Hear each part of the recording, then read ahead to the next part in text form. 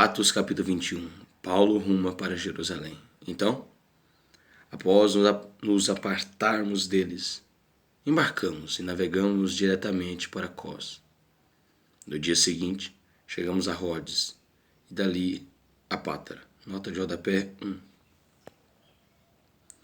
Ventos favoráveis os levaram rapidamente até um porto seguro na ilha de Cos, onde passaram a noite. Rhodes é a grande ilha que se prolonga em direção a Creta e fica no meio da principal rota marítima entre o mar Egeu e os portos da Fenícia. No século III a.C., devido ao grande desenvolvimento econômico e cultural de Rhodes, foi erguida na entrada do porto da principal cidade da ilha, também chamada Rhodes, uma enorme estátua de bronze, de autoria do escultor Caris de Lindos, em homenagem ao Deus Sol. Foi considerada como uma das 7 maravilhas do mundo antigo e foi conhecida como Colossus de Rhodes. Entretanto, no ano 226 a.C., um terremoto a destruiu completamente. Em Pátara, litoral sul da Lícia, Paulo baldeou de navios, deixando o que seguia pela costa da Ásia Menor e embarcando em outro, direto para Tiro e a Fenícia. Encontrando o navio que seguia para a Fenícia, embarcamos e partimos. Ao avistarmos Chipre, seguimos em direção ao sul, navegamos para a Síria. Desembarcamos em Tiro, onde nosso navio deveria ser descarregado. Havendo encontrado os discípulos locais, ficamos com eles 7 dias, e eles, pelo Espírito, recomendavam a Paulo que não seguisse para Jerusalém. Nota de rodapé 2. O Espírito revelou aos irmãos na fé de Paulo as provações que os aguardavam em Jerusalém, e por isso eles lhe rogavam que mudasse seus planos de viagem.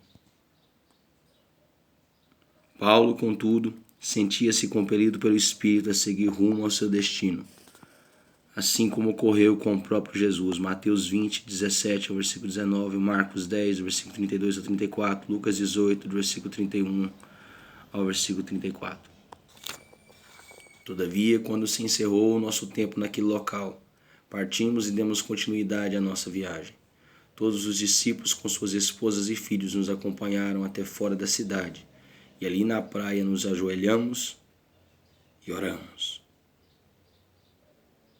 Então nos despedimos uns dos outros, embarcamos e eles retornaram para suas casas. Concluída a nossa viagem de Tiro, chegamos a Ptolemaida e depois de saudar a todos os irmãos, passamos o dia com eles. Partindo no dia seguinte, fomos para Cesareia. Chegamos e fomos recebidos na casa de Filipe, o evangelista, que era um dos sete diáconos. Ele tinha 4 filhas virgens que profetizavam. Nota de rodapé 3. Cesareia, capital da Judéia romana, era considerada a capital dos gentios. Filipe dedicou-se por cerca de 25 anos à obra de evangelização e discipulado da população dessa cidade. Paulo lhe confere o título de evangelista, Efésios 4:11, 2 Timóteo 4:5. As filhas de Filipe tinham o dom de profecia e serviam ao Senhor de forma especial. 1 Coríntios 11:5, 1 Coríntios 12, do versículo 8 ao 10, Lucas 2, versículo 36, conforme Êxodo 15:20, Juízes 4:4, 2 Reis 22:14, Neemias 6:14. Demorando-nos ali por muitos dias, desceu da Judéia um profeta chamado Ágabo. Ele chegou com o propósito de falar conosco, e assim que nos encontrou, tomou o cinto de Paulo e, amarrando seus próprios pés e mãos, profetizou: assim diz o Espírito Santo. Desta maneira, os judeus em Jerusalém arrancarão o homem a quem pertence esse cinto e o entregarão nas mãos dos gentios. Nota de rodapé 4. Assim diz o Espírito Santo. Desta maneira, os judeus em Jerusalém amarrarão o homem a quem pertence esse cinto e o entregarão nas mãos dos gentios. Nota de rodapé 4. Ágabo usa um recurso dramático mímica comum a muitos profetas do Antigo Testamento. Esse é o mesmo profeta que havia estado em Antioquia profetizando a fome iminente em Jerusalém, cerca de 15 anos antes. Atos 11, versículo 27 ao versículo 29. O Espírito Santo prediz que Paulo sofrerá muitas aflições em Jerusalém, mas não o proíbe de seguir seu caminho. Assim que ouvimos tal revelação, nós e todo o povo local suplicamos a Paulo que não subisse para Jerusalém. Então Paulo declarou: Por que me fazeis isso? Não choreis, pois assim fazendo partis o meu coração. Eis que estou pronto, não apenas para ser amarrado, mas também a morrer em Jerusalém pelo nome do Senhor Jesus. Assim, como não nos foi possível demovê-lo, aquecemos e exclamamos: Faça-se, pois, a vontade do Senhor. Nota de rodapé 5. Os crentes expressam o sentimento humano de querer preservar a vida de Paulo, pois o amavam muito. Entretanto, assim como Jesus, Paulo não temia por sua vida, mas desejava cumprir a vontade de Deus. Lucas 22, versículo 42, Filipenses capítulo 1, versículo 19. A expressão original grega, aqui traduzida por partis meu coração, em outras versões como quebrantando meu coração, tem sua origem etimológica no ato das lavadeiras baterem as roupas nas pedras do rio para amolecerem a sujeira e então poder removê-la com mais facilidade. Contudo, diante da convicção de Paulo, seus amigos e irmãos em Cristo resolveram cobri-lo com orações diante do Senhor.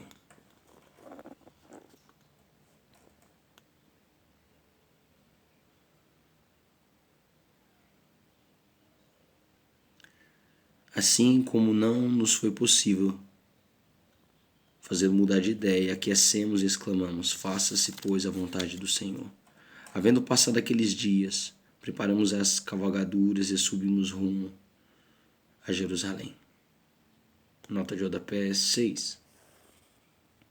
Em vários e fiéis manuscritos gregos, há uma indicação clara de que essa comitiva liderada por Paulo seguiu a cavalo até Jerusalém. E alguns dos discípulos de Cesareia nos acompanharam e nos conduziram à casa de Mnason, que era natural de Chipre, um dos primeiros discípulos que iríamos nos hospedar, com quem iríamos nos hospedar. Nota de rodapé 7. Mnason era um dos primeiros discípulos de Cristo, um homem de posses e grande generosidade. Acolheu em sua casa cerca de 9 pessoas que compunham essa equipe missionária de Paulo. A entrada de Paulo em Jerusalém, havendo nós chegado a Jerusalém. Vieram os irmãos e nos receberam com grande alegria. Nota de rodapé 8.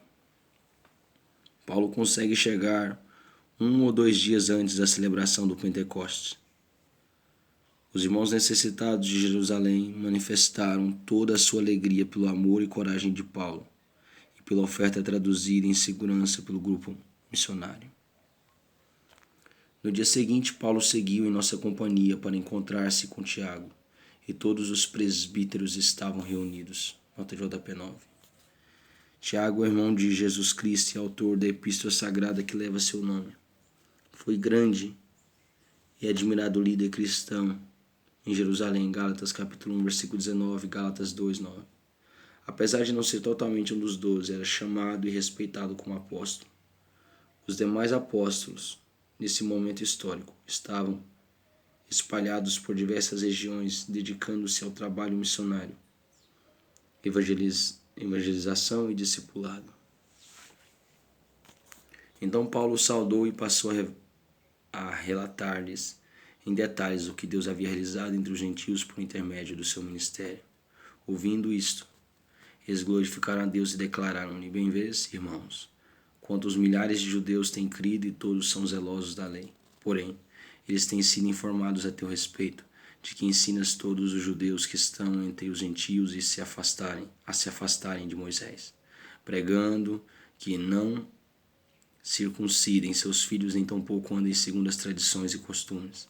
Que faremos, portanto? Certamente todos saberão que chegaste. Faze, pois, o que te vamos orientar. Estão conosco 4 homens que fizeram um voto. Participa com esses homens dos rituais de purificação e paga as despesas deles, para que rapem a cabeça. Dessa forma, todos observarão que é falso o que ouviram a teu respeito e que, em verdade, tu mesmo continuas andando sob absoluta obediência à lei. Nota de rodapé 10. Os 4 cristãos judeus estavam sujeitos às ordenanças estabelecidas àqueles que faziam voto temporário de nazireado e ficaram impuros antes de se esgotar o tempo regulamentar de guarda do voto, provavelmente por terem tocado ou comido algo impuro. Número 6, versículo 2 ao 12. Esse voto não era obrigatório para nenhum cristão, quer judeu ou gentio. Os rituais incluíam sacrifício de ofertas e Paulo deveria dispor-se a pagar pelos 8 pombos e 4 cordeiros requeridos dos 4 homens. Números capítulo 6, do versículo 9 ao versículo 12. Paulo fez tudo para ganhar os judeus, mas jamais sacrificou qualquer princípio cristão em função da obediência às ordenanças e regulamentos da lei de Moisés. Atos capítulo 18, versículo 18. 1 Coríntios capítulo 9, versículo 20, versículo 21. 1 Coríntios 16, versículo 3. Gálatas capítulo 2, versículo 3. Entretanto, quanto aos gentios que se converteram, já lhes escrevemos a nossa determinação para que se abstenham de comer qualquer alimento oferecido aos ídolos, do sangue e da carne de animais estrangulados, e de todo tipo de imoralidade sexual, imoralidade sensual. Diante disso, no dia seguinte, Paulo levou consigo aqueles homens e passou com eles pelos ritos de purificação. Em seguida, foi ao templo para declarar o prazo de cumprimento dos dias da purificação e da oferta que seria consagrada individualmente em favor deles. Paulo é agredido e preso. Contudo, quando os 7 dias estavam quase terminando, alguns judeus da província da Ásia, observando Paulo no templo, incitaram toda a multidão e o agarraram. Nota JP 11. Os 7 dias se referem ao tempo exigido pela lei para a purificação, rapar a cabeça diante do altar pelo pecado e anunciar aos sacerdotes que tudo for realizado conforme as ordenanças e ritos tradicionais. Esbravejando, homens de Israel, ajudai. Este é o homem que por toda parte prega a todos contra o nosso povo, contra a lei e contra este lugar. Além de tudo, introduziu gregos no templo e profanou este santo lugar. Nota JP 12. A entrada de qualquer pessoa não judia, gentil, nos limites do átrio de Israel era expressamente proibida, e a sua violação era sujeita à pena de morte. Entre o pátio externo, espaço destinado aos gentios de todas as nações, e o pátio interno, havia uma barreira, Efésios 2,14, e as colunas com fortes advertências em grego e latim. Inscrições claras, nesse sentido, foram encontradas em blocos de pedra remanescentes do templo e preservados ainda hoje em alguns dos principais museus do mundo. Paulo, entretanto, não levou nenhum não-judeu para o recinto interno do templo. Apenas foi visto na cidade conversando com um grego chamado Trófimo. Mesmo que Paulo tivesse levado às dependências restritas do templo, a multidão deveria punir Trófimo e não Paulo. Assim dizia a lei. Fica aqui uma advertência quanto aos julgamentos precipitados e injustos. Diziam isso, pois o haviam visto na cidade, com Trófimo o Efésio, e presumiram que Paulo o havia trazido ao templo. Por esse motivo, toda a cidade se alvoroçou, e houve grande ajuntamento de pessoas. Então, agredindo Paulo, arrastaram-o para fora do templo e, em seguida, as portas do templo foram fechadas. Paulo é salvo da fúria do povo. Enquanto estavam tentando matá-lo, chegou ao comandante das tropas romanas a informação de que toda a cidade de Jerusalém estava sob grande tumulto. Então, no mesmo instante, reuniu alguns de seus soldados e oficiais e correu até o centro da multidão alvoroçada. Quando viram o comandante com seus soldados, pararam de espancar a Paulo.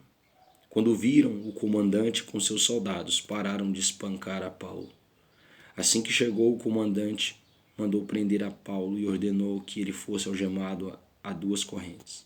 Depois interrogou quem era ele e o que havia feito. E do meio da multidão uns gritavam de uma maneira e outros de outra. Sem conseguir deduzir a verdade por causa do alvoroço, ordenou que Paulo fosse levado para a fortaleza. Ao chegar às escadas, a violência da multidão era tão feroz que Paulo precisou ser carregado pelos soldados. Nota de rodapé 13. Havia 2 lances de escadas que permitiam o acesso do pátio externo dos gentios à fortaleza de Antônia, cuja torre dava vista para a área do templo. O comandante, em grego, Chiliarca, comando de um regimento de 1.000 homens, 1.000 soldados, se chamava Cláudio Lísias. Atos 23, versículo 26. Paulo teve cada um de seus pulsos acorrentados a um soldado ao seu lado.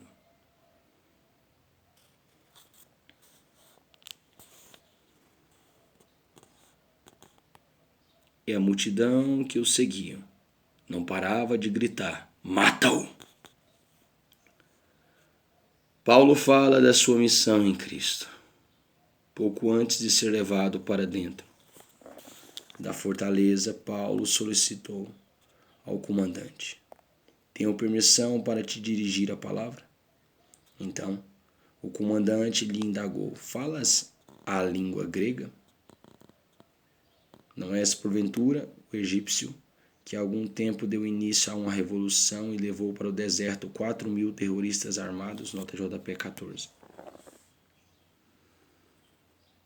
Flávio Joséfo narra que houve um falso profeta egípcio que reuniu no Monte das Oliveiras 4.000 sicários, expressão em latim que significa terroristas armados ou homens de punhal, e profetizou que as muralhas de Jerusalém cairiam diante deles.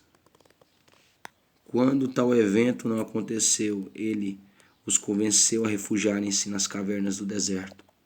O governador romano Félix matou cerca de 400 deles, mas o chefe escapou. Ao que Paulo declarou: sou judeu, cidadão de Tarso, cidade de grande importância na Cilícia. Peço-te que me consintas falar ao povo. O comandante lhe deu permissão, então Paulo colocou-se em pé na escada e fez sinal à multidão. Quando todas as pessoas se aquietaram, Paulo começou a lhes falar em aramaico. Nota de rodapé 15. Algumas versões informam que Paulo falou em língua hebraica. Entretanto, a geração de Paulo, como a de Jesus, não falava mais o antigo hebraico, e sim uma espécie de dialeto ou novo idioma, chamado aramaico, e falado entre os judeus da Palestina da época.